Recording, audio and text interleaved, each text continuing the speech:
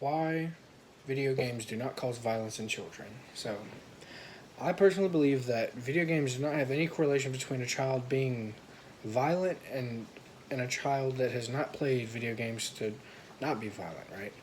Um, there are plenty of blogs and social media posts, all over the internet from people that believe that if a child was to play a violent video game, that immediately indicates that this child is also going to be a violent person and do violent things, right? Um, and to my knowledge, before doing the research, that is not true because of my personal experience, and I'll get into that in a second.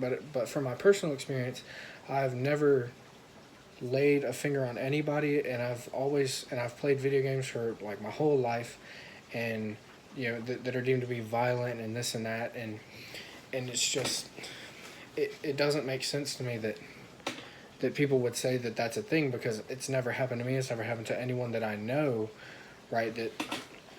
That they have become just these violent, radical people just because they've played a video game, right?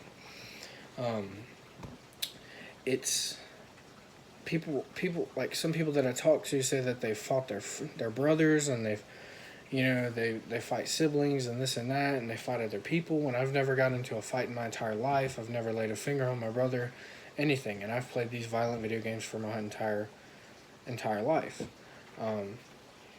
And it always brings me back to this argument that violent video games create violence in children and in real life, and it manifests into something bigger than what it is, just a video game, right? So, in the Royal Society experiment, it's an experiment. It's one of the first experiments conducted that is proven to be a scientific experiment in the first place.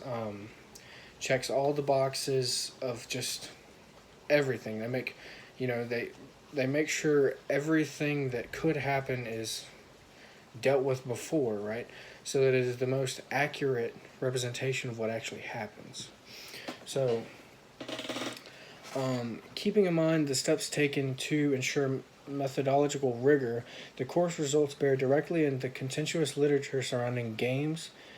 Results from these confirmatory analyses provide evidence that adolescents' recent violent video game play is not a statistically or practically significant correlate of their aggressive behavior as judged by carers, which is parents.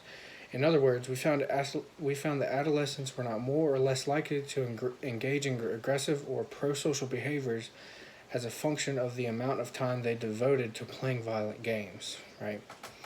There's also another quote. It says, there are multiple studies done, studies that heavily rely on something called mischievous responding, which is going to be a phenomenon in which research participants exaggerate their responses by selecting extreme and sometimes implausible response options when providing self-report data. And this is from their website, right? This isn't me, this is them.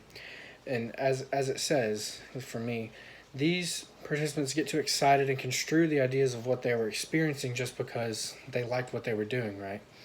Then the researchers use these accounts in a biased way to prove the point of what they want to believe, right?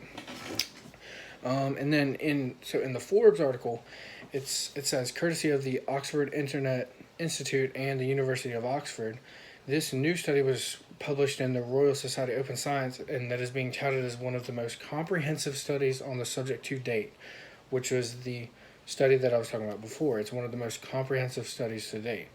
That is because this study has used a combination of subjective and objective data to measure teen aggression and violence in games, compared to previous research on the subject, which relied on self-reported data, which is what the teens are just saying and they're coming up with, right, from teenagers. This study used information from parents and carers to judge the level of aggressive behavior in their children. And then from the post Psychology Today, it says, if it's not violence, then what is it? And this one is what gets me the most, and it really makes me understand why people thought this before, right? It says, some researchers have taken note of this criticism in recent years and begun exploring alternative hypotheses For the differences found, such as that the violent games chosen were also hard, they were just hard to play, and that many people had aggressive thoughts simply because that they lost, right? And it makes so much sense now that you think about it, because if you lose, you're going to get angry, right? Everybody, nobody likes losing. So they concluded, or they conducted more nuanced studies to explore these other hypotheses, and they found that the violence was not the critical variable. So, after hearing all of this evidence proving that what we used to think is terribly false, I stand true to what I believed all along. What about you?